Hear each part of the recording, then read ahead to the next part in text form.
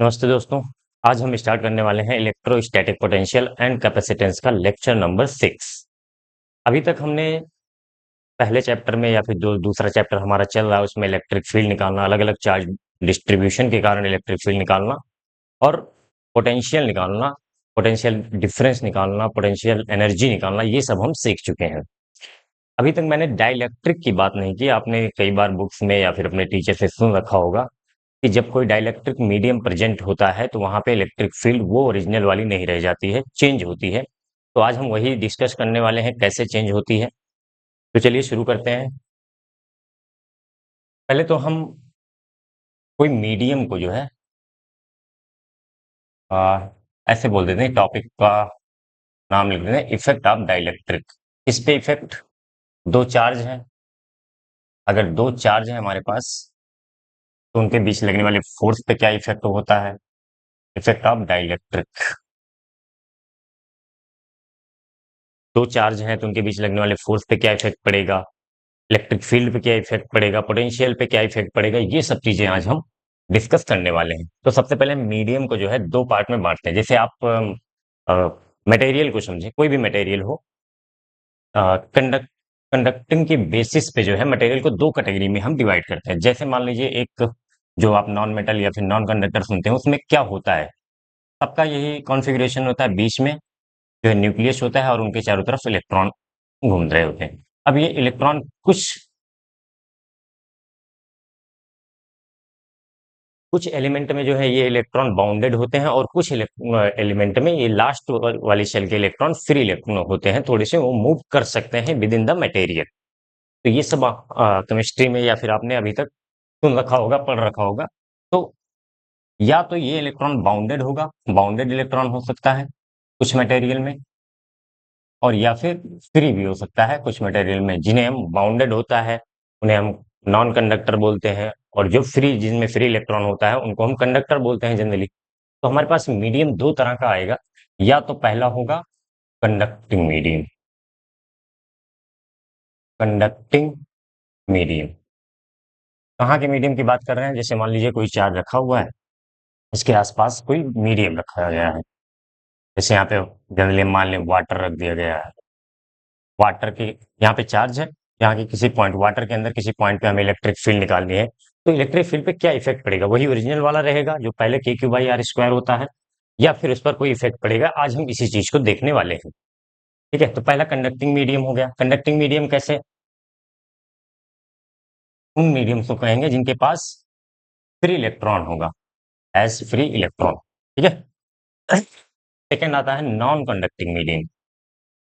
Non conducting medium, non conducting medium, इसी को हम डाइलेक्ट्रिक बोलेंगे। इसी को बोलते हैं डाइलेक्ट्रिक मीडियम। ठीक है, तो कंडक्टर की बात भी करेंगे, डाइलेक्ट्रिक की बात करेंगे। पहले डाइलेक्ट्रिक हम बात करने वाले हैं। डाइलेक्ट्रिक मीडियम की पहचान क्या होगी? इसमें हैज नो फ्री इलेक्ट्रॉन। इसमें सारे इलेक्ट्रॉन जो है बाउंडेड होंगे, हैज नो फ्री इलेक्ट्रॉन।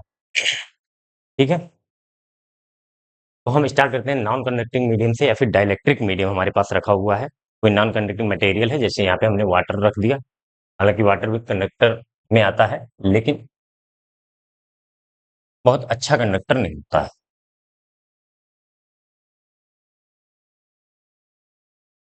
चलिए देखते हैं। डाइलेक्ट्रिक मीडियम, हमारे पास डाइलेक्ट्रिक मीडियम प्रेजेंट है। डाइलेक्ट्रिक मीडियम की थोड़ी सी हम स्ट्रक्चर वगैरह की बात कर लेते हैं। जैसे मान लीजिए कोई डाइलेक्ट्रिक मटेरियल है हमारे पास। ठीक है, डाइलेक्ट्रिक मटेरियल में क्या होता है, उनके पास इलेक्ट्रॉन फ्री नहीं होते, बाउंडेड होते हैं विद न्यूक्लियस, न्यूक्लियस के साथ बंधे हुए होते हैं इलेक्ट्रॉन। मैं कुछ अगर इसको बनाऊं ऐसे, तो ये न्यूक्लियस हो गया और इसी के साथ जस्ट बंधा होगा इलेक्ट्रॉन। कुछ इस तरीके से स्ट्रक्चर बनेगा। ठीक है, ये इलेक्ट्रॉन मूव करने के लिए फ्री नहीं है, बंधे हुए हैं, इसलिए मूव नहीं कर सकते, जैसे कंडक्टर में होता है। अभी कंडक्टर की भी बात करेंगे। तो इस तरीके से होगा, इस तरीके से। ठीक है, ये हो गया हमारा डाइलेक्ट्रिक मटेरियल कोई। अब हम क्या करने वाले हैं, इस पे हम अप्लाई करेंगे, इलेक्ट्रिक फील्ड अप्लाई कर देते हैं। When we applied when we applied external electric field, इसके बाहर कोई external electric field, electric field तो क्या होता है इसमें ध्यान दीजिएगा। इलेक्ट्रिक फील्ड अप्लाई करने के बाद ये मटेरियल था, यहाँ पे हमने क्या किया, इस तरीके से बाहर से एक्सटर्नल इलेक्ट्रिक फील्ड अप्लाई किया। अब होगा क्या, जो इलेक्ट्रॉन होंगे, इलेक्ट्रिक फील्ड में जो इलेक्ट्रॉन होंगे इनके बीच में उन पे लगता है फोर्स, किस डायरेक्शन में, opposite to the electric field, यानी कि इलेक्ट्रॉन पर इधर फोर्स लगेगा और जो न्यूक्लियस है यानी कि जिसमें प्रोटॉन है, पॉजिटिव चार्ज है, उस पे in the direction of electric field की डायरेक्शन में फोर्स लगता है पॉजिटिव चार्ज पे, और नेगेटिव चार्ज पे इलेक्ट्रिक फील्ड की अपोजिट डायरेक्शन में फोर्स लगता है। तो इसका जो स्ट्रक्चर बनेगा कुछ इस तरीके से बन जाएगा। थोड़ा सा ये इलेक्ट्रॉन इधर डिस्प्लेस होगा और जो है न्यूक्लियस थोड़ा सा इधर, तो इस तरीके से बनता है। इधर आ जाएगा माइनस, इधर plus, minus plus, minus plus, इस तरीके से। बहुत ज्यादा नहीं बनाऊंगा मैं,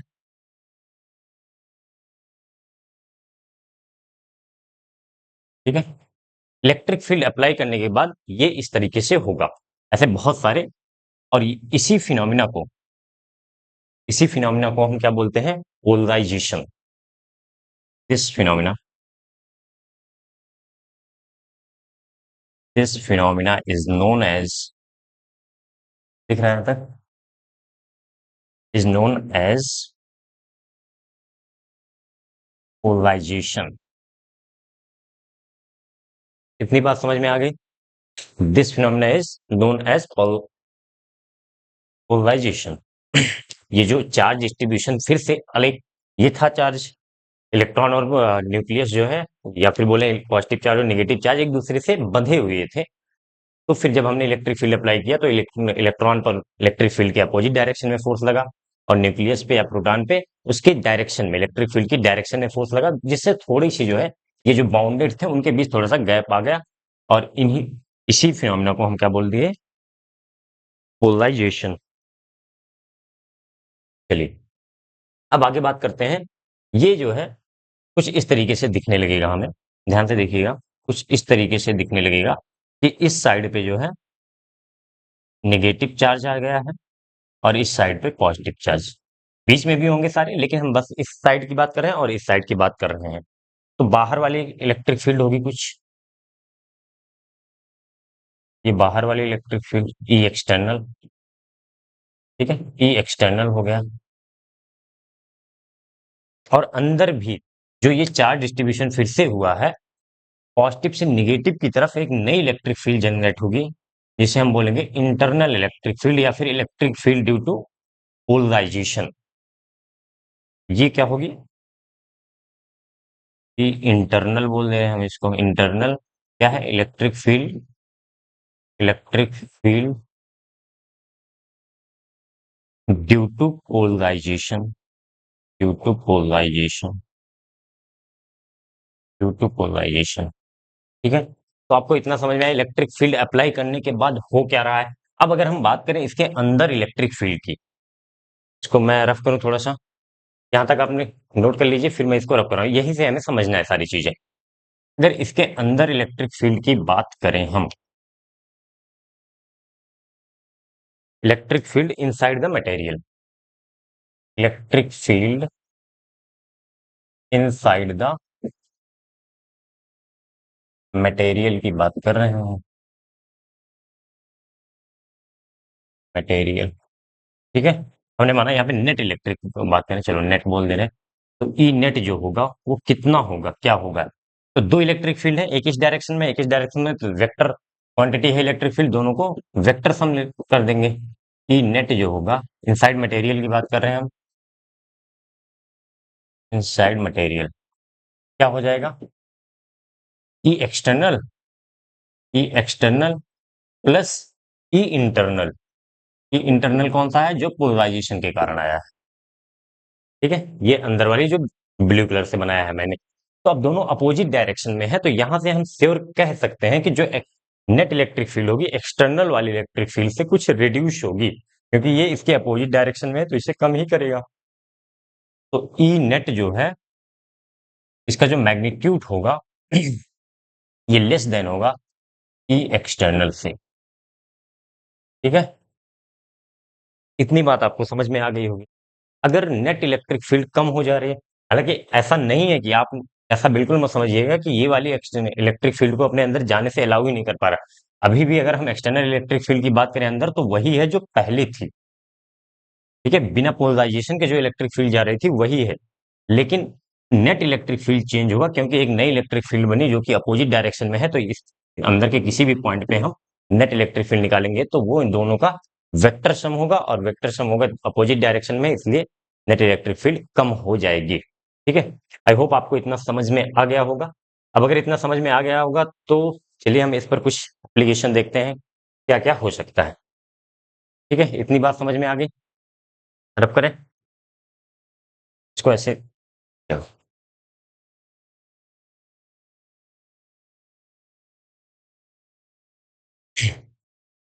अब जो है, चलिए मान लीजिए हमारे पास एक नॉर्मली क्यू चार्ज है, उसके कारण हम आर डिस्टेंस पे पॉइंट पी है, तो ईपी हम डायरेक्टली लिख सकते हैं, कितना हो जाएगा, ईपी के क्यू बाई आर स्क्वायर।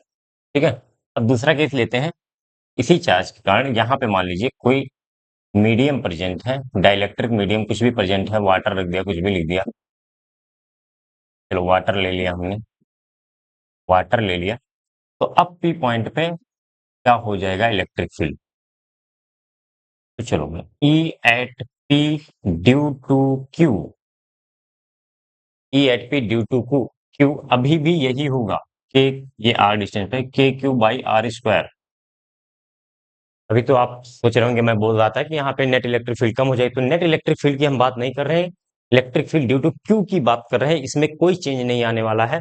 इसमें क्या होगा, अब ये इलेक्ट्रिक फील्ड जाएगा वाटर में, तो इसमें पोलराइजेशन होगा, पोलराइजेशन के कारण एक नई electric field, internal electric field उसके अपोजिट डायरेक्शन में बनेगी, जो अभी हमने समझाया।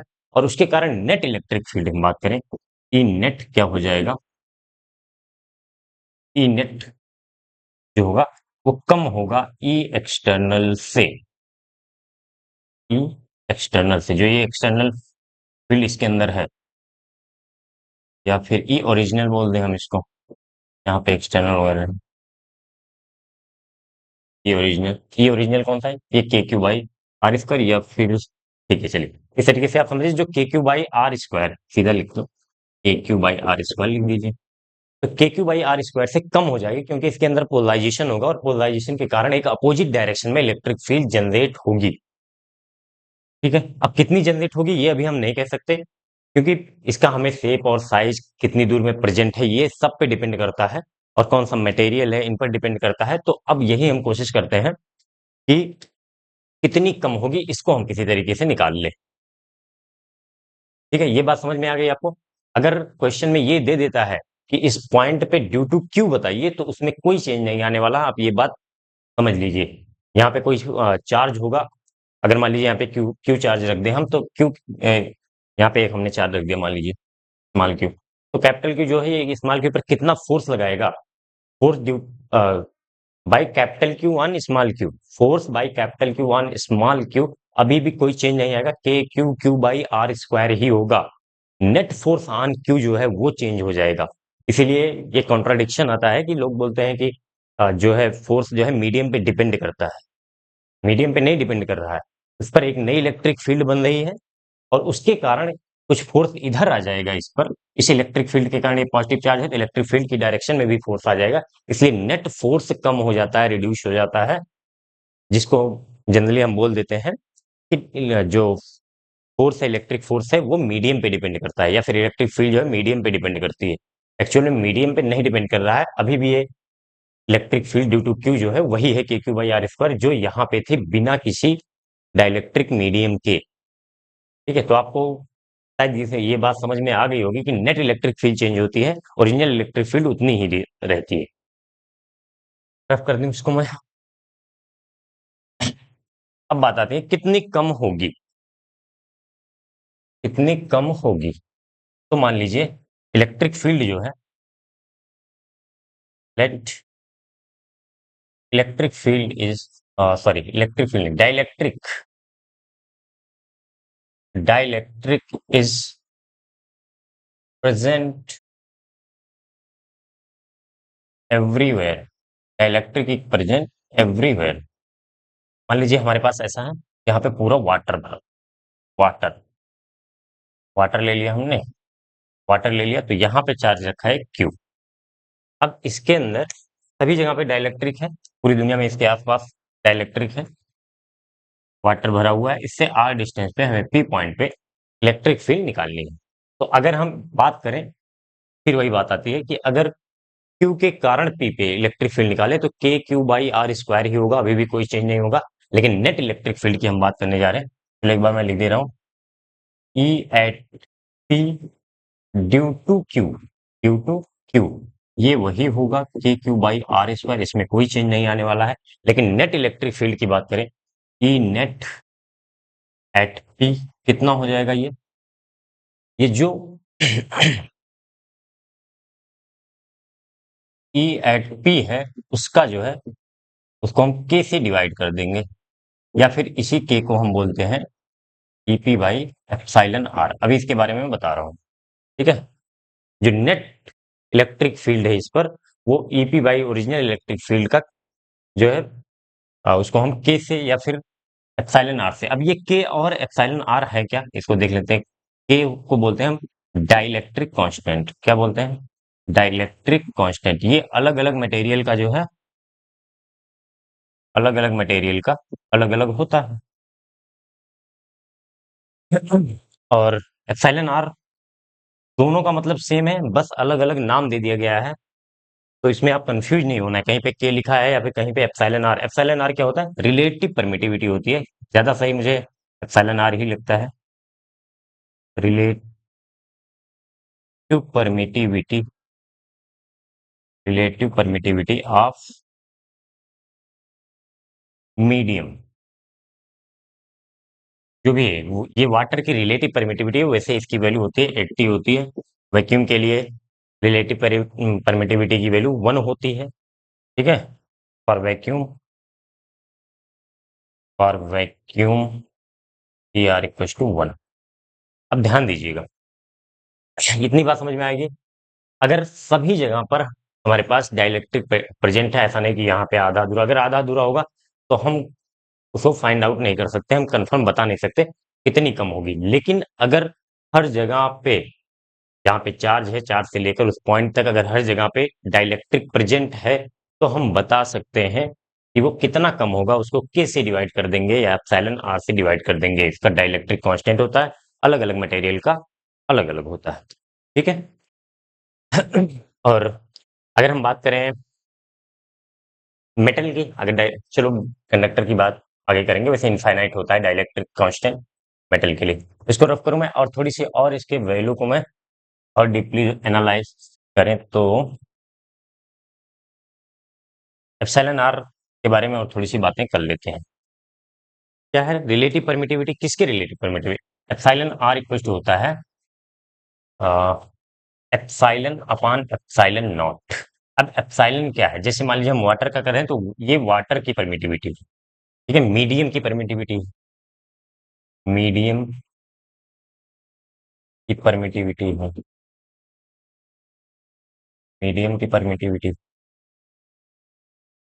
यहाँ से एप्सिलॉन इक्वल टू हो जाता है एप्सिलॉन आर एप्सिलॉन नॉट, ठीक है। आप ये फार्मूला याद रख सकते हैं। अगर किसी मीडियम की परमिटिविटी दी गई है तो उसकी एप्सिलॉन आर क्या हो जाएगा, क्योंकि हमें ओवरऑल इलेक्ट्रिक फील्ड हो या फिर फोर्स हो, तो ये फार्मूला कुछ इस तरीके से बन जाएगा। K Q by R square था, तो मैं इस फार्मूले को इस तरीके से लिख रहा हूँ, क्योंकि के की वैल्यू 1/4 पाई एप्सिलॉन नॉट होती है। यहाँ पे आपको कंफ्यूज नहीं होना है, ये वाला के अलग है, ये वाला के डाइलेक्ट्रिक कांस्टेंट है। ये के है 1/4 पाई एप्सिलॉन नॉट, इसलिए मैं अलग अलग लिख दे रहा हूँ। 1/4 pi epsilon naught Q by R square, ये होती है इलेक्ट्रिक फील्ड किसी चार्ज के कारण आर डिस्टेंस पे। अगर डाइलेक्ट्रिक प्रेजेंट है तो एप्सिलॉन आर डिवाइड बाई के करेंगे, तो के यहाँ पे एप्सिलॉन नॉट एप्सिलॉन आर इस तरीके से लिख दें, या फिर मैं इस तरीके से लिख दूं 1/4 बाई एप्सिलॉन नॉट के क्यू बाई आर स्क्वायर। दोनों लिख सकते हो आप, वैसे एप्सिलॉन आर लिख के चलिए। लेकिन अगर कहीं बुक वगैरह में के लिखा हुआ है तो आप कंफ्यूज नहीं होना, ये एप्सिलॉन आर ही है, रिलेटिव परमिटिविटी है उस मीडियम की। किसके रिलेटिव में? किसके? ये किसकी होती है?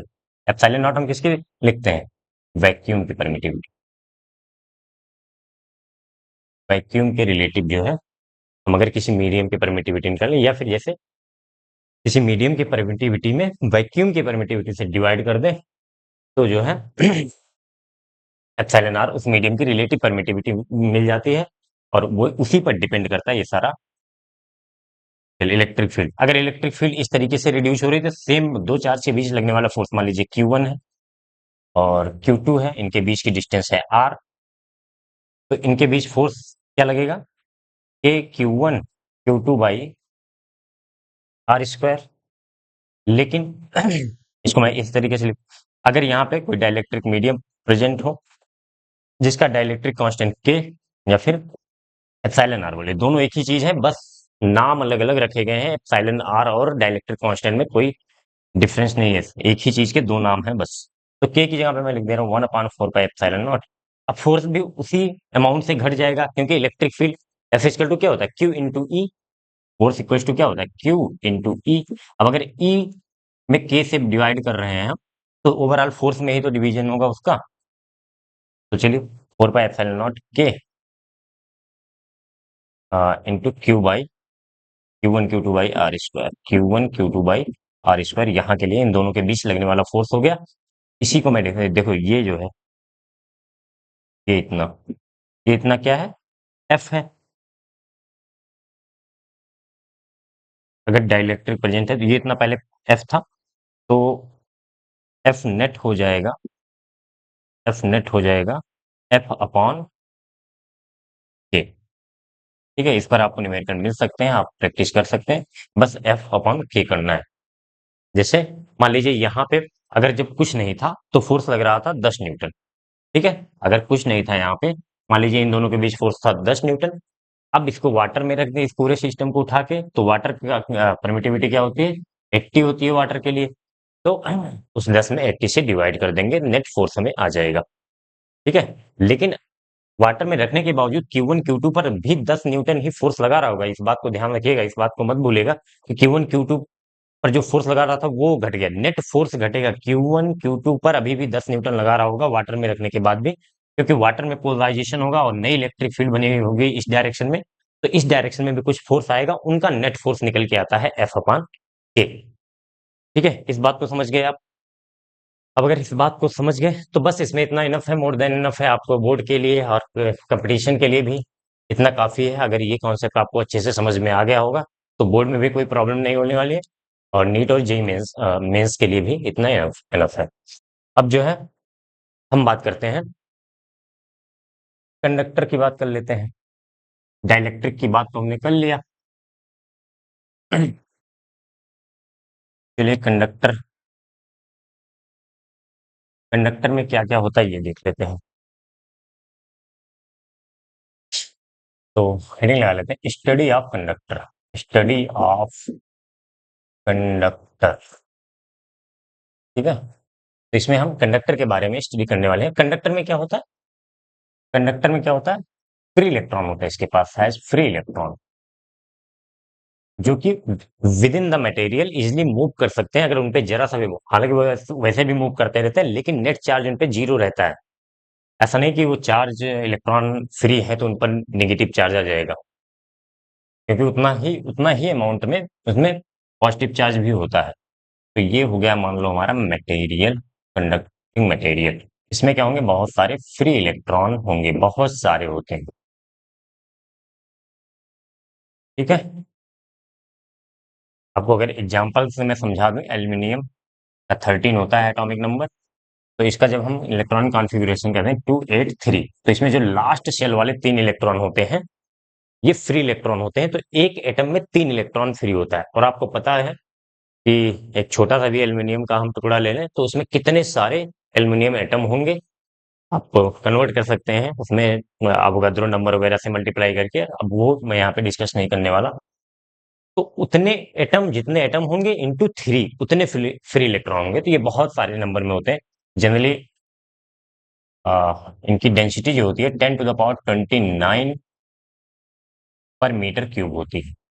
अगर 1 मीटर क्यूब वॉल्यूम का, 1 मीटर लंबा, 1 मीटर चौड़ा, 1 मीटर ऊंचा अगर हम कोई क्यूब ले इस मेटल का, तो उसमें लगभग 10 to the power 29 free electron होते हैं। 10 to the power 29 free electron होते हैं। ठीक है, आप इसको ऐसा की कोई जरूरत नहीं है, लेकिन समझने के लिए आप याद रख सकते हैं। अब क्या होगा when we apply when we apply external electric field, जब हम एक्सटर्नल इलेक्ट्रिक फील्ड अप्लाई करते हैं तो इसमें क्या होता है, चलिए देखते हैं। एक्सटर्नल इलेक्ट्रिक फील्ड अप्लाई करेंगे, यहाँ पे सारे फ्री इलेक्ट्रॉन थे, फ्री इलेक्ट्रॉन है। तो जब बाहर से इलेक्ट्रिक फील्ड आएगी, जब बाहर से इलेक्ट्रिक फील्ड आएगी, इसको ध्यान से समझिएगा, तो क्या होगा, इलेक्ट्रिक फील्ड आएगी तो जो ये फ्री इलेक्ट्रॉन है, इन पर जो है अपोजिट डायरेक्शन में फोर्स लगेगा, इन पर अपोजिट डायरेक्शन में, इलेक्ट्रिक फील्ड के अपोजिट डायरेक्शन में फोर्स लगेगा, इन पर ऐसे फोर्स लगेगा, इधर इधर जाएंगे ये इधर, ठीक है। और जो न्यूक्लियस होंगे, जो प्रोटॉन होंगे, उन पर इधर फोर्स लगेगा, ठीक है। ऐसे इन पर इधर फोर्स लगेगा इलेक्ट्रिक फील्ड की डायरेक्शन में। तो फाइनल कॉन्फ़िगरेशन इनका कैसे बनता है ये एक बार देख लीजिए। फाइनल कॉन्फ़िगरेशन जो है ये कैसे बनता है, यहां से जो है मैं इधर को बना रहा हूं। एक साइड पे, इधर वाली साइड पे निगेटिव चार्ज इकट्ठा हो जाएगा, निगेटिव चार्ज इकट्ठा हो जाएगा, इधर वाले चार्ज पे पॉजिटिव चार्ज इकट्ठा हो जाएगा। एक्सटर्नल इलेक्ट्रिक फील्ड बना दे रहे हैं पहले, ठीक है। अब जब इधर निगेटिव चार्ज इकट्ठा होना शुरू हुआ होगा और इधर पॉजिटिव चार्ज इकट्ठा होना शुरू हुआ होगा, क्योंकि यहाँ से इलेक्ट्रॉन आ रहा है, तो यहाँ पे इलेक्ट्रॉन ज्यादा हो गए तो निगेटिव चार्ज, यहाँ पे इलेक्ट्रॉनों की कमी हो गई तो पॉजिटिव चार्ज। तो इस पॉजिटिव से निगेटिव की तरफ एक इलेक्ट्रिक फील्ड बनेगी, जैसा कि उसमें बना था पोलराइजेशन के कारण, लेकिन इसमें कुछ ज्यादा बनती है, ठीक है। ये क्या है, पोलराइजेशन हो रहा है, और ये इसको मैं बोल दे रहा हूँ ई इंटरनल, ड्यू टू पोलराइजेशन हो रहा है, इंटरनल, ठीक है। अब ये जिस टाइम पे हो रहा है, फिर से चार्ज डिस्ट्रीब्यूशन के टाइम पे, ध्यान से सुनिएगा, इसको समझिएगा क्या हो रहा होगा, आखिर ये कब तक चलेगा। जब जैसे जैसे यहाँ पे इलेक्ट्रॉन इकट्ठा होते हुए, यहाँ पे पॉजिटिव चार्ज बढ़ता गया, यहाँ पे नेगेटिव चार्ज बढ़ता गया, तो यहाँ से, यहाँ पॉजिटिव से नेगेटिव एक नई इलेक्ट्रिक फील्ड बनी। और जब इलेक्ट्रिक फील्ड बन रही होगी, तो यहाँ जो इस टाइम पे इलेक्ट्रॉन रहे होंगे, इन पर जो एक्सटर्नल इलेक्ट्रिक फील्ड के कारण जो इधर फोर्स आ रहा था, अब जो इंटरनल इलेक्ट्रिक फोर्स है वो अपने अपोजिट डायरेक्शन में इस पर एक फोर्स लगाएगी इधर, इस पर एक इधर लगाएगी। ये एफ जो है एक्सटर्नल वाला इधर लग रहा है, ब्लैक से मैंने बनाया, ब्लू से बनाया इंटरनल वाला, ठीक है।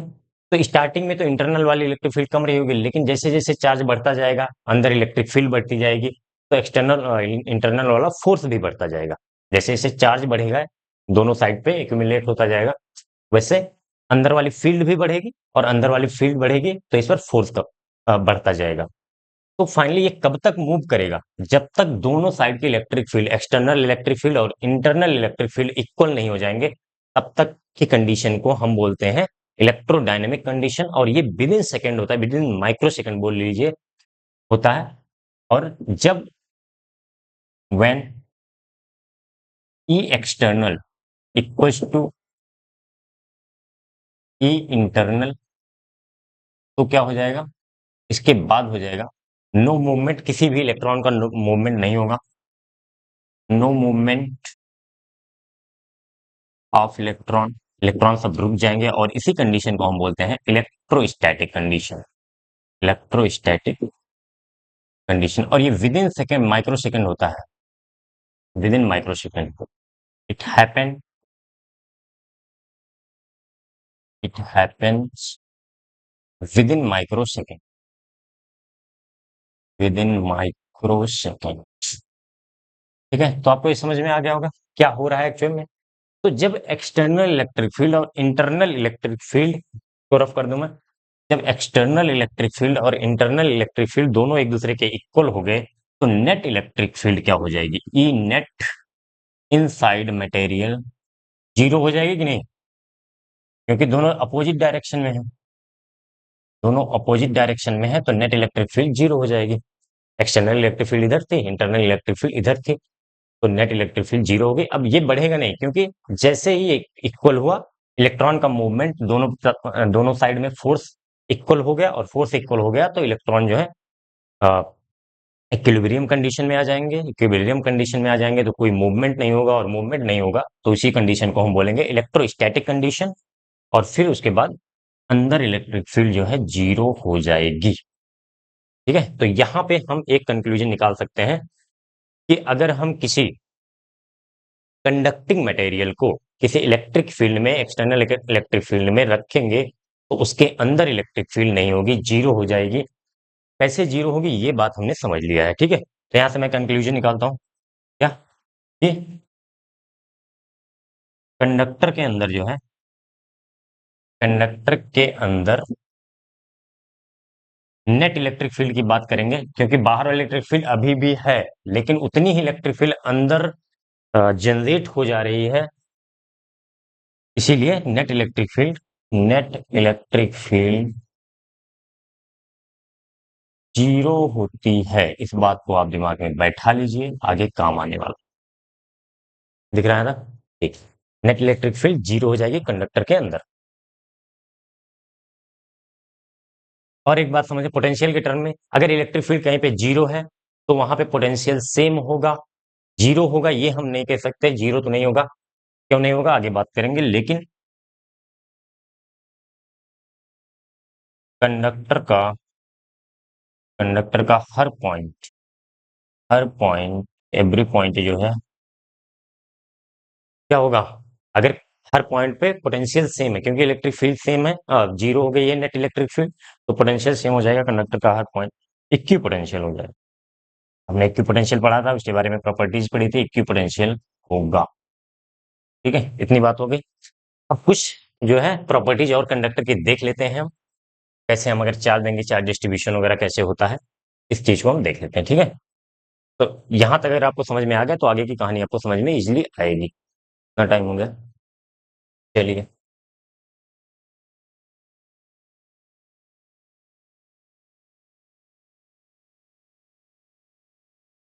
तो क्या करें, एक कंडक्टर लेते हैं, सॉलिड कंडक्टर भी मान लो हमने ले लिया, ऐसे कोई फिक्स शेप नहीं है, और इस पर हम चार्ज क्यू दे रहे हैं। एक सॉलिड कंडक्टर लिया और हम इस पर क्यू चार्ज दे रहे हैं, तो ये चार्ज कहाँ पे रिसाइड होगा, कहाँ पे, ध्यान से देखिएगा। Charge Q, charge Q reside on reside on outer surface only, outer surface only. इसके बाहर वाली सरफेस पर ही रुकेगा। क्यों रुकेगा, क्यों रुकेगा? Hmm, to ensure to ensure electric field is zero inside conductor. ठीक है, कंडक्टर के अंदर हर पॉइंट पे इलेक्ट्रिक फील्ड जीरो होना चाहिए, और अगर जीरो होना है तो बाहर वाली सरफेस पे ही हमें चार्ज रखना पड़ेगा, क्योंकि अगर अंदर चार्ज आ गया, हम यहाँ पे मान लो अंदर चार्ज आ गया, आपने रख दिया अंदर चार्ज, किसी तरीके से अंदर इंजेक्ट कर दिया, इंजेक्शन से आपने कहीं से लाके चार्ज अंदर रख दिया, तो क्या होगा, अगर हम यहाँ पे गॉसियन सरफेस बनाए तो गॉसियन सरफेस पर जो है, क्योंकि अंदर चार्ज आ रहा है इसलिए गॉसियन सरफेस पे इलेक्ट्रिक फील्ड होगी ही होगी। इसी चीज को इलेक्ट्रिक फील्ड जीरो करने के लिए कहीं भी आप कंडक्टर के अंदर चार्ज रखेंगे तो ओवरऑल चार्ज सरफेस पे ही नजर आता है, नेट चार्ज कंजर्व रहता है, कोई चार्ज इंड्यूस वगैरह नहीं होता है। लेकिन अगर अंदर भी आप चार्ज रख रहे हैं तो ओवरऑल वो सरफेस पे आ जाएगा। क्यों आ जाएगा? क्योंकि इलेक्ट्रिक फील्ड जीरो करनी है। अगर अंदर इलेक्ट्रिक चार्ज आ गया तो इलेक्ट्रिक फील्ड आ जाएगी, क्योंकि गॉस लॉ हम पढ़ चुके हैं। अगर गॉसियन सरफेस हम यहाँ पे बनाएंगे और उसके अंदर कोई चार्ज आएगा तो इस गॉसियन सरफेस पे जो है इलेक्ट्रिक फील्ड होगी ही होगी, इसलिए नेट चार्ज सरफेस पे रिसाइड करता है। ठीक है, ये बात आपको समझ में आ गई है। अब हम क्या करते हैं, इसी में एक और देख लीजिए। जैसे मान लीजिए हमारे पास कोई कंडक्टर है, ठीक है, इसमें हमने क्यू चार्ज दिया और इसके अंदर एक कैविटी कर दिया। ठीक है, कैविटी कर दिया, अभी कोई बाहर से इलेक्ट्रिक फील्ड वगैरह नहीं लगाई हमने, ये क्या हो गई, आपकी कैविटी हो गई। कैविटी हो गई, तो कैविटी होने के बाद भी कोई फर्क नहीं होगा charge distribution outer surface. Cavity होने के बाद भी होने के बाद भी डिस्ट्रीब्यूशन पे चार्ज डिस्ट्रीब्यूशन पर चार्ज डिस्ट्रीब्यूशन पर कोई फर्क नहीं पड़ेगा। कोई फर्क नहीं पड़ेगा, आप इस बात को नोट कर लें। क्यों नहीं पड़ेगा? अभी भी ई इनसाइड कंडक्टर जीरो होगा। Conductor zero. ध्यान रखिएगा, ना तो कोई अंदर चार्ज हमने दिया है यहाँ पे जो कैविटी है, क्योंकि मान लीजिए हमने क्या किया था, ये हमारा मटेरियल था, इस पे हमने चार्ज दिया, अभी कैविटी नहीं थी इसमें, तो ये सारा चार्ज बाहर आउटर सरफेस पे चला गया। अब हमने क्या किया, हमारे पास मान लीजिए कोई ऐसा सिस्टम है, अंदर से हमने उस कैविटी स्टार्ट कर दी, क्योंकि यहाँ पे कोई इलेक्ट्रिक फील्ड है ही नहीं, यहाँ पे अंदर कोई इलेक्ट्रिक फील्ड नहीं है, इस चार्ज का कोई इफेक्ट ही नहीं है, तो अंदर हम कैविटी भी कर दें अगर इसके बाद जो है, तो अंदर बाहर वाले चार्ज को कुछ पता थोड़ी नहीं चलेगा। जब इसका कोई इफेक्ट होगा तब उसे पता चलेगा ना, जब इसका इस चार्ज का कोई इफेक्ट होगा यहाँ पे, तब इसे पता चलेगा कि हाँ अंदर कुछ चेंज हो रहा है, हमें भी चेंज होना चाहिए। लेकिन यहाँ पे कोई उसका इफेक्ट था ही नहीं, इसलिए कैविटी करने से भी कोई इफेक्ट नहीं होगा, यहाँ के अंदर वाले सरफेस पे भी कोई चार्ज नहीं आएगा अभी। ठीक है, इसके कारण आप ये मत समझिए कि सरफेस पे होता है तो अंदर वाले सरफेस पे, यहाँ पे भी क्यू जीरो ही रहेगा, इंटरनल सरफेस पे। ठीक है, अभी आगे देखेंगे जब अगर आगे हम इसमें चार्ज वगैरह रखेंगे तब की बात अलग है, लेकिन अगर अब सिर्फ बाहर से चार्ज दिया गया है, अंदर कैविटी कर दिया जाए, तो यहाँ पे इलेक्ट्रिक फील्ड अभी भी जीरो होगी, इलेक्ट्रिक फील्ड जीरो। ठीक है, कैविटी होने के बाद भी चार्ज डिस्ट्रीब्यूशन ऐसा होगा जैसे, चार्ज डिस्ट्रीब्यूशन पर कोई फर्क नहीं पड़ेगा, कोई फर्क नहीं पड़ेगा, जैसे पहले होता था वैसे अभी भी होगा। आप नोट कर लीजिए इसको।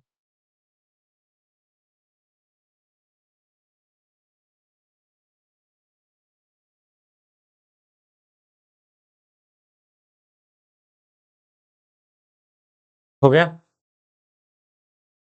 एक मिनट।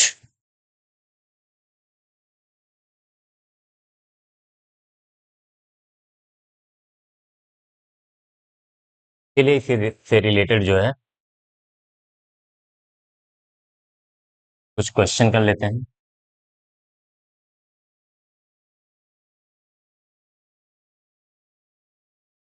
एक क्वेश्चन है, जैसे मान लीजिए एक हमारे पास कंडक्टर है, ठीक है, एक हॉलो स्फेयर है, ये क्या है? Hollow sphere. ठीक है, हमने इस पे क्यू चार्ज दे दी, क्यू चार्ज दे दिया, और इसके सेंटर से जो है का रेडियस आर है, इसके सेंटर से ए डिस्टेंस पर एक पॉइंट चार्ज रखा है क्यू। अब हमें क्या क्या करना है, ध्यान से देखिए, एक तो सेंटर पे और इससे एक्स डिस्टेंस मान लेते हैं कोई पॉइंट ए, और एक सरफेस। सरफेस का मतलब ये है विद इन द मीट, ये थोड़ी सी इसकी विड्थ होगी, उसके अंदर की हम बात कर रहे हैं, इस पॉइंट को बोल दे रहे हैं एस। ध्यान रखिएगा, ये ना तो बाहर है ना तो अंदर है, बिल्कुल सरफेस के अंदर है, कुछ थोड़ा सा तो उसकी विड्थ होगी, चौड़ाई होगी, उसी के अंदर की बात कर रहे हैं, विद इन द मटेरियल। ठीक है, तो अब इस पे छोटे छोटे क्वेश्चन मैं बनाता हूं और उनके आंसर लिखते चलते हैं, ताकि आपको कॉन्सेप्ट जो है क्लियर हो जाए। अब जो है, चलिए सबसे पहले हम चार्ज ऑन सरफेस की बात करें। देखिए कंडक्टर है तो अंदर इलेक्ट्रिक फील्ड जीरो जीरो होनी होगी। हम्म, तो सारा charge, charge on outer surface will be, outer surface कितना हो जाएगा, चार्ज ऑन आउटर सरफेस कितना हो जाएगा, क्यू हो जाएगा। ठीक है, डिस्ट्रीब्यूशन कैसा होगा ये हम नहीं कह सकते हैं, डिस्ट्रीब्यूशन के लिए हमें शेप एंड साइज का पता होना चाहिए। अगर सिमेट्रिकल शेप होगा तो जो है सिमेट्रिकल डिस्ट्रीब्यूशन होगा, यूनिफॉर्म डिस्ट्रीब्यूशन होगा। अगर सिमेट्रिकल शेप नहीं है तो हम बता नहीं सकते कहां पर कितना चार्ज डिस्ट्रीब्यूट होगा। ठीक है, बस ये बता सकते हैं हम कि आउटर सरफेस पे जो है टोटल चार्ज आउटर सरफेस पे ही रिलाई करेगा। ठीक है, ये चार्ज हो गया, इनर सरफेस पे चार्ज कितना होगा, जीरो। छोटे छोटे क्वेश्चन, इनको दिमाग में याद ध्यान से देखिए, क्योंकि ये जो लेक्चर है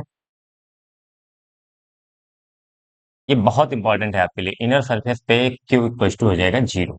ठीक है, अंदर कोई चार्ज अलाई नहीं करेगा। अब इसके बाद इसमें नए नए क्वेश्चन देखते, एक मिनट क्वेश्चन में देख लेता हूँ।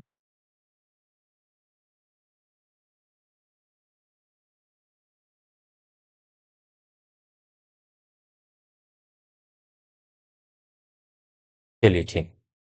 अब अगर बात करें हम इलेक्ट्रिक फील्ड की, कहाँ कहाँ पे इलेक्ट्रिक फील्ड की बात करें, अभी इस क्यू चार्ज का क्या रोल है वो बात करेंगे हम।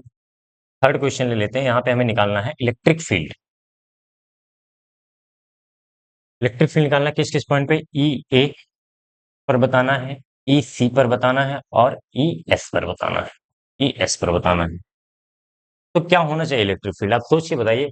ये दोनों पॉइंट तो क्लियरली इनसाइड द मटेरियल है, और यहाँ भी जो है ये भी इनसाइड द मटेरियल है, मतलब इसके सॉलिड की जो कंडक्टर है हमारा उसके अंदर के पॉइंट पे, हर पॉइंट पे, मैंने अभी कैविटी वाला केस लिया था, अगर हम बाहर चार्ज दे रहे हैं तो कैविटी अंदर है तो भी वहां पे इलेक्ट्रिक फील्ड जीरो होती है। तो उस हिसाब से हर पॉइंट पे इलेक्ट्रिक फील्ड जीरो होनी चाहिए। क्या हो जाएगा, ई ए इक्वल टू ई सी, यानी कि ई सी हो गया सेंटर वाला, ए हो गया ये पॉइंट, और एस हो गया within the material equals to E S, और ये कितना हो जाएगा, सब जीरो होंगे, ये बात आपको ध्यान रखनी है। ठीक है। अगर मैं बात करूं, नेट इलेक्ट्रिक फील्ड है ये, ध्यान रखिएगा, नेट इलेक्ट्रिक फील्ड की बात कर रहा हूं, क्योंकि यहां पर एक चार्ज और है, तो उसकी इलेक्ट्रिक फील्ड यहाँ पे बनेगी, इसके हर पॉइंट पे बनेगी। ठीक है। देखिए, overall net electric field inside the conductor zero होती है, लेकिन अगर बाहर कोई चार्ज है तो उसकी इलेक्ट्रिक फील्ड तो उससे आर डिस्टेंस पे के क्यू बाई आर स्क्वायर हम लिख ही सकते हैं। हम्म। तो इसी पे चलिए कर लेते हैं चौथा क्वेश्चन, कि E A, E C and E S due to small Q, due to Q, ये जो बाहर चार्ज रखा है इसके कारण क्या बनेगी। तो लिख देते हैं आंसर, सिंपल है। ई सी पहले लिख देते हैं, ई सी कितना हो जाएगा, K Q by A square, A distance पे है तो के क्यू बाई ए स्क्वायर, और ई सी, ई सी लिख दिया हमने। ई ए बता दें, ई ए क्या होगा, तो ये डिस्टेंस हमें चाहिए होगी, तो ये डिस्टेंस क्या हो जाएगी, under root X square plus A square, Pythagoras theorem से। तो ये हो जाएगा K Q by under root X square plus A square का स्क्वायर, या फिर सीधे अंडर रूट हटा दिए स्क्वायर करेंगे तो x square plus A square हो जाएगा। और ई एस के लिए हमें ये डिस्टेंस चाहिए होगी, ये डिस्टेंस चाहिए होगी, ये डिस्टेंस अगर हम अभी कैसे निकालेंगे इसके लिए तो कंडीशन वगैरह नहीं दी गई है, तो मान लीजिए ये डिस्टेंस जो है वाई मान लीजिए, तो सिंपल सा हो जाएगा, अगर हमें ये डिस्टेंस पता चल जाए तो के क्यू बाई वाई स्क्वायर। ठीक है। बाहर वाले चार्ज के कारण इलेक्ट्रिक फील्ड बनेगी, लेकिन नेट इलेक्ट्रिक फील्ड जीरो होगी। आप अगर देखिए, ये बहुत इंपॉर्टेंट लेक्चर है, अगर ये लेक्चर आप ढंग से पढ़ लिए तो आपका समझ लिए इलेक्ट्रोस्टैटिक के बहुत सारे छोटे छोटे कॉन्सेप्ट क्लियर हो जाएंगे। अगर आपको एक बार में नहीं समझ में आता है, आप इसको दो बार देखिए, इसके बाद शायद इसका दूसरा पार्ट भी बनाना पड़ेगा मुझे, क्योंकि इस पे कुछ प्रैक्टिस भी करानी है, सिर्फ जो है इसके कॉन्सेप्ट समझ लेने से नहीं काम चलने वाला है। तो चलिए, इलेक्ट्रिक फील्ड की बात हमने के लिए, पोटेंशियल की बात कर लेते हैं, पोटेंशियल की बात कर लेते हैं, पोटेंशियल बात करते हैं। E A, sorry V A, V A हो गया, वी सी हो गया, और वी एस हो गया, ये हमें निकालना है। ठीक है। तो क्या जीरो होंगे, क्या जीरो होंगे बताइए, सोच के बताइए, क्या जीरो होंगे, इलेक्ट्रिक फील्ड तो जीरो है, लेकिन जरूरी नहीं इलेक्ट्रिक फील्ड जीरो है तो पोटेंशियल जीरो है, ये हॉलो स्फीयर वाला केस हम लोग पढ़ चुके हैं। हॉलो स्फीयर के अंदर पोटेंशियल होता है के क्यू बाई आर, सेंटर पे या फिर हर पॉइंट इक्वी पोटेंशियल होता है, क्योंकि इलेक्ट्रिक फील्ड जीरो है, और ये बात मैंने बता दिया था, inside the material inside the conductor equi potential होता है, हर पॉइंट इक्वी पोटेंशियल होता है, पोटेंशियल सेम होता है। तो मैं ऐसे लिख दूं, चाहे V A equal to V C equal to V S. ठीक है। और ये जीरो नहीं होगा, ये बात ध्यान रखना है, इसको मैं थोड़ा सा चाहो तो समझा दूं। पोटेंशियल होता क्या था, मान लीजिए पॉइंट ए पर हमने क्यू चार्ज रखा, ठीक है, तो इस चार्ज को यहां से इनफाइनाइट ले जाने में, इस चार्ज को यहां से इनफाइनाइट ले जाने में जो वर्क डन होगा वही पोटेंशियल होगा इस पॉइंट का। तो इनफाइनाइट यहां से यहां तक तो ले जाने में कोई वर्क डन नहीं होगा, सरफेस तक। ध्यान रखिए, वी इक्वल टू क्या होता था, यहाँ जीरो से मैं बोल दूं, या फिर एक्स से इनफाइनाइट ले जा रहे हैं, ई डॉट डीएल, ये करते थे। पोटेंशियल निकालने के लिए। अब इसको दो पार्ट में बांटते थे। पहले सेंटर का निकाल लेते हैं या फिर इसका भी निकाले, कहीं से भी निकाले। तो पहले एक्स से जो है हम सरफेस तक ले जाएंगे, ई डॉट डी एल, क्योंकि यहाँ पे ई जीरो है तो इसलिए ये पार्ट तो जीरो हो जाएगा, लेकिन सरफेस से इनफाइनाइट ले जाने में तो वर्क डन हमें करना पड़ेगा surface to infinite E dot DL, क्योंकि बाहर तो इलेक्ट्रिक फील्ड प्रेजेंट होगी, अंदर नहीं है। तो वी ए जीरो नहीं होगा, आप ये बात ध्यान रखिएगा। ठीक है, ये तीनों जीरो नहीं हो सकता। क्यों नहीं जीरो हो सकता, ये मैंने समझा दिया आपको। ठीक है, पोटेंशियल कैसे डिफाइन होता है, यहां से हम किसी चार्ज को इनफाइनाइट तक ले जाएं, यूनिट चार्ज लेते हैं वैसे, यूनिट चार्ज को हम इनफाइनाइट तक ले जाएं तो जो वर्क डन होगा उसी को हम पोटेंशियल बोलते हैं उस पॉइंट का। तो यहां से सरफेस तक तो ले जाने में कोई वर्क डन नहीं होगा। ठीक है, लेकिन सरफेस से इनफाइनाइट ले जाने में वर्क डन होगा, तो इसकी कुछ वैल्यू आएगी, इसकी ये जीरो नहीं हो सकता है। तो अगर जीरो नहीं हो सकता तो पोटेंशियल भी जीरो उस पॉइंट का नहीं हो सकता, सीधी बात। ठीक है, अब जो अगर मैं कहूं कि पोटेंशियल बताओ, पोटेंशियल बताओ, तो ये थोड़ा सा कठिन काम है। कठिन क्यों है, अभी जीरो तो नहीं है ये हमने समझ लिया, लेकिन कठिन क्यों है, क्योंकि चार्ज डिस्ट्रीब्यूशन जो है, चार्ज डिस्ट्रीब्यूशन यूनिफॉर्म नहीं है। अभी हमें ये नहीं पता है कैसा, हॉलो स्फीयर हमने ले लिया, लेकिन सिमेट्रिकल जरूरी नहीं सिमेट्रिकल ही हो। अगर सिमेट्रिकल होगा तब तो हमने फार्मूले पढ़ रखे हैं, उनके कारण इनके कारण सबका निकाल के जोड़ देंगे, तब तो ठीक है। अगर सिमेट्रिकल नहीं है तो मैं निकालता हूं इसका सेंटर पे निकाल लें। चलिए वीसी निकाल लेते हैं। वीसी क्या हो जाएगा, वी ड्यू टू क्यू, दो है plus V due to outer surface, दो ही तो चार्ज है, आउटर सरफेस पे चार्ज है सारा, तो आउटर सरफेस पर जो चार्ज है उसके कारण और क्यू के कारण। तो वीसी इक्वल टू क्या हो जाएगा, क्यू के कारण कितना बनेगा, के क्यू बाई ए, के Q by A plus outer surface के कारण क्या बनता है, के क्यू बाई आर। ये हो गया आपका नेट, और यही पोटेंशियल हो गया। सेंटर पे नेट क्या बात करेंगे, और यही हो जाएगा आपका वी ए, और यही हो जाएगा वी एस। इसी तरीके से याद करिए, हमने सेंटर पे निकाल के सारे पॉइंट, अंदर के सारे पॉइंट का इक्वी पोटेंशियल मान के बराबर कर दिया था कि हर पॉइंट पे के क्यू बाई आर होगा। ठीक है, पोटेंशियल हो गया, इलेक्ट्रिक फील्ड की बात हमने कर ली, और कोई क्वेश्चन जनरेट हो सकता है। ठीक है, बस आज इतना ही रखते हैं। अब इसमें कुछ क्वेश्चन अभी हम और करेंगे, एक दो पॉइंट और कंडक्टर के बारे में बातें करेंगे। बहुत इंपॉर्टेंट लेक्चर है ये लेक्चर, ये 6th लेक्चर है, और 7th लेक्चर जो होगा उसमें मैं प्रैक्टिस कराऊंगा, उसमें हम बात करेंगे कई कंडक्टर हमारे पास होंगे इसके कारण, तो इसके किसी भी पॉइंट पे जो है पोटेंशियल निकालना, इलेक्ट्रिक फील्ड निकालना, और अगर दो कंडक्टर को कनेक्ट कर दिया जाए तो क्या इफेक्ट पड़ेगा, या फिर अर्थिंग, आपने एक वर्ड सुना होगा, अर्थिंग की भी डिस्कशन कर लेंगे। तो कंडक्टर के बारे में सारी स्टडी अगले लेक्चर में कंप्लीट हो जाएगी। उसके बाद हम इस चैप्टर का नेक्स्ट सेगमेंट जो है कैपेसिटर, वो स्टार्ट करने वाले हैं। तो अभी तक इसको ध्यान से पढ़िए, नोट बनाइए और रिवाइज करिए। Thank you.